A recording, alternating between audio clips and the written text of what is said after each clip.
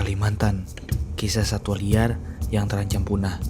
Sejak berabad-abad yang lalu, pulau ini telah memikat para ilmuwan, penjelajah, dan pencinta alam dari seluruh dunia. Jika ditarik benang merah, semua ini terjadi karena satu hal. Rimba yang pernah sangat lestari menyimpan banyak rahasia yang menunggu untuk diungkap. Sebelum semuanya musnah, mari kita menyelam ke jantungnya, ke tempat yang sering disebut Borneo. Kini kita berada di Pulau Kalimantan. Gajah Kalimantan sangat mungil dari rimba raya. Pada umumnya, gajah identik dengan ukurannya yang kolosal, namun yang satu ini justru selalu identik dengan ukuran yang mungil. Meski begitu, dengan tinggi 2,3 hingga 3 meter, gajah Kalimantan menjadi subspesies gajah terkecil di dunia. Hanya sedikit lebih kecil dari gajah Sumatera. Mereka adalah bagian dari keluarga gajah Asia. Dulu, asal-usul mereka menjadi misteri besar bagi para ilmuwan. Salah satu teori populer menyebut gajah-gajah di Kalimantan adalah hadiah dari Raja Hindu Jawa pada abad ke-14 kepada Kesultanan Sulu. Gajah-gajah ini kemudian diduga menjadi nenek moyang populasi gajah liar di Kalimantan hingga sekarang. Namun, penelitian genetik mengungkapkan fakta yang berbeda.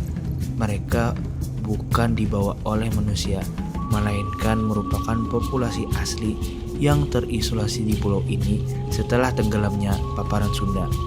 Sebuah jembatan daratan yang dulu menyatukan pulau-pulau di Indonesia Barat pada kala Pleistosen.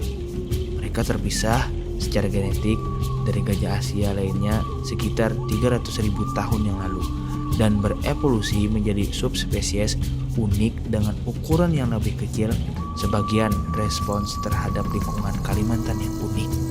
Sayangnya, di antara luasnya Kalimantan, gajah-gajah ini terancam karena habitat mereka menyusut.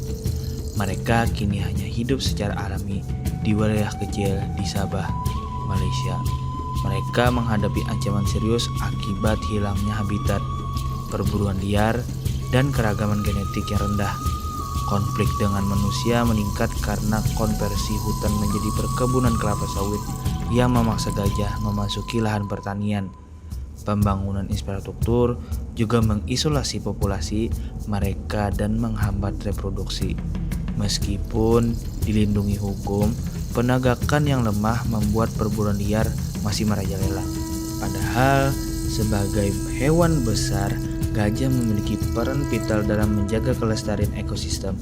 Mobilitas mereka dapat menempuh puluhan kilometer sehari, menyebarkan benih melalui kotoran mereka, dan membantu regenerasi hutan. Namun, jalur yang biasa mereka lewati sering dipotong manusia. Saat mereka berusaha melintas, mereka malah dianggap hama dan pengganggu. Pesut Mahakam, lumba-lumba air tawar yang terlupakan.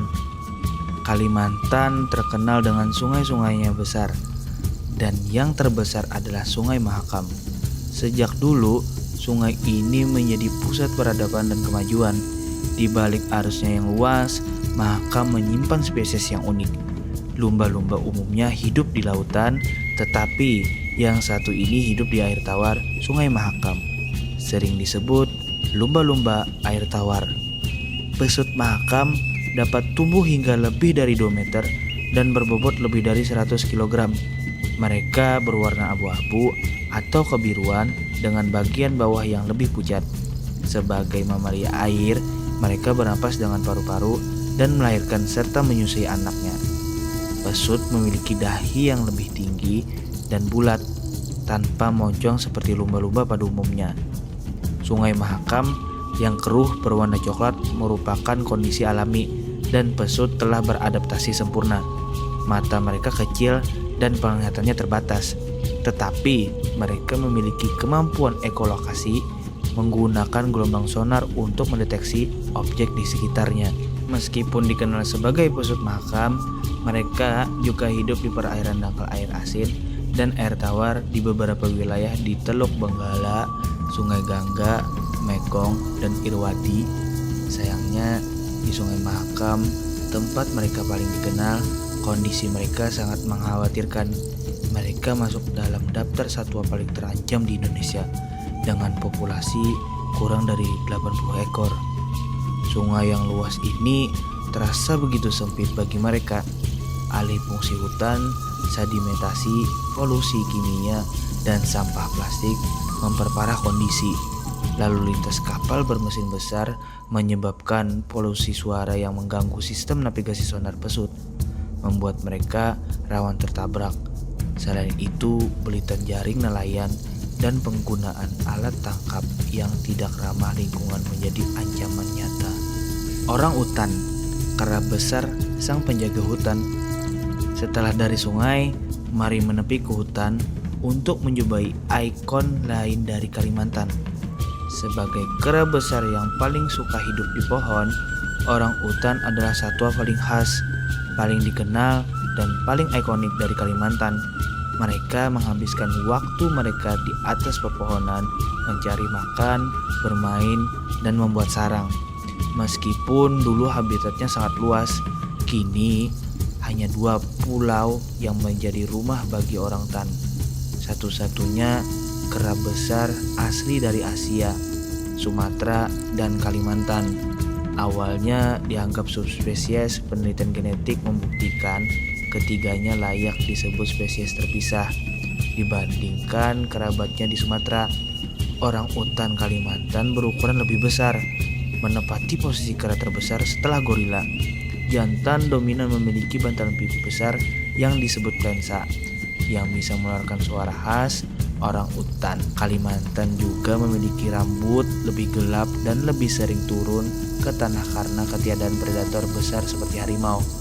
Mereka juga lebih menyadari daripada orang utan Sumatera.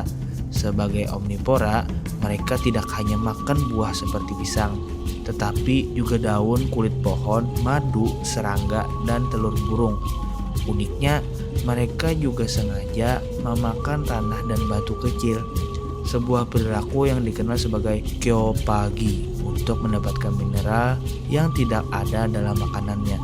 Meskipun terlihat lambat, orang utan sangat cerdas. 97% DNA-nya mirip dengan manusia, dan mereka telah lama diamati memiliki kemampuan menggunakan alat. Perhatian hangat dari seluruh dunia telah mereka terima, dan berbagai upaya konservasi sudah dilakukan. Namun kenyataan pahit tetap ada, dan penyebab utama lagi-lagi adalah hilangnya habitat. Bekantan, monyet berhidung aneh yang paling akrab dengan air.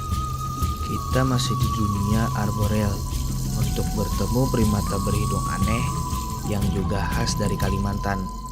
Mereka adalah spesies monyet endemik Kalimantan, dikenal dengan banyak nama lokal. Bekantan sebenarnya termasuk monyet, bukan kera, karena memiliki ekor yang panjang. Di atas pepohonan, mereka tinggal dan mencari makan.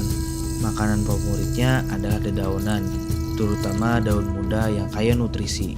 Karena sulit dicerna, bekantan punya sistem pencernaan kompleks yang dibantu bakteri di perutnya. Proses ini menghasilkan gas yang membuat perut mereka terlihat buncit. Bekantan memiliki dimorfisme seksual yang sangat jelas. Sangat mudah membedakan jantan dan betina. Jantan berukuran lebih besar, dengan hidung besar yang hanya dimiliki oleh mereka. Fungsi hidung ini masih diperdebatkan, tetapi teori mengumumkan hidung ini berfungsi sebagai tanda dominasi, daya tarik bagi betina, dan memperbesar volume suara. Meski hidup di pohon, bekantan ternyata sangat akrab dengan air. Mereka bahkan mungkin primata paling akuatik yang kita kenal. Di antara jari-jari kakinya terdapat serabut tipis yang membuatnya piawai berenang. Mereka bisa menyeberangi sungai hingga 20 km. Hidung mereka juga punya katup khusus yang menutup otomatis saat menyelam. Bekantan lebih suka tinggal di dekat perairan, seperti hutan rawa gambut, hutan mangrove, dan muara sungai. Sayangnya, habitat yang rusak membuat mereka sering mencari makan di pemukiman warga. Konflik pun tak terhindarkan, berujung pada perburuan. Bekantan juga terancam oleh lalu lintas kendaraan dan sengatan listrik dari kabel yang berantakan. Rangkong, sang penjaga spiritual. Jika berbicara hewan ikonik Kalimantan, tidak mungkin kita melewatkan yang satu ini. Dari melompat-lompat di pohon, mari kita terbang ke udara bersama rangkong atau enggang. Terdapat puluhan spesies rangkong di Afrika dan Asia. Indonesia menjadi rumah bagi 13 spesies, tetapi Kalimantan menjadi tempat paling khas karena di sini mereka bukan hanya bagian dari alam, melainkan juga bagian dari spiritualitas. Bagi suku Dayak, rangkong adalah lambang kesucian, kekuasaan, dan kekuatan. Ini terlihat dari seni tari tradisional yang dihiasi bulu rangkong. Masyarakat Dayak percaya mereka bisa berkomunikasi dengan leluhur melalui rangkong dan bahwa roh pelindung Kalimantan berwujud rangkong raksasa legendaris yang dikenal sebagai Panglima Burung. Rangkong adalah burung berukuran besar, bahkan rangkong badak bisa mencapai lebih dari 1 meter dengan sayap dan paruhnya yang besar. Burung-burung ini menjaga alam tetap subur. Selain menjadi predator bagi ular dan katak, mereka juga gemar memakan buah. Disinilah peran mereka sebagai petani hutan bekerja. Ketika mereka memakan buah, mereka menyebarkan bijinya ke area yang luas, mendorong pertumbuhan dan regenerasi hutan. Tumbuhan membutuhkan rangkong untuk menyebarkan benih, dan rangkong sangat membutuhkan pohon-pohon tinggi sebagai rumah. Rangkong dikenal setia dengan satu pasangan, dan sang jantan adalah ayah yang bertanggung jawab. Saat waktunya bertelur, betina akan memenjarakan dirinya dalam lubang pohon dengan lumpur, kotoran, dan buah. Ia menyisakan lubang kecil untuk bertahan dari serangan. Seluruh keberlangsungan hidupnya dan anak-anaknya bergantung pada sang jantan yang bertugas mencari makan. Namun, bahaya selalu mengintai. Rangkong menjadi incaran perdagangan satwa liar secara ilegal. Ketika rangkong jantan tidak kembali, betina dan anak-anaknya yang menunggu di sarang akan kelaparan dan mati. Kalimantan telah lama menjadi perhatian dunia karena kekayaan alamnya. Namun, akankah kekayaan itu tetap ada jika melihat kondisi sekarang? Sampai kapan kita menjadi momok menakutkan bagi penghuni bumi lainnya?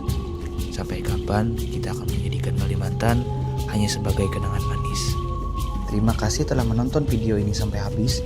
Jangan lupa untuk klik tombol like jika kalian menyukai video ini. Tinggalkan komentar dengan saran konten tentang apa lagi yang ingin kalian dengar. Subscribe channel ini agar kalian tidak ketinggalan setiap kali kami mengunggah konten menarik lainnya. Sampai ketemu di kisah-kisah selanjutnya.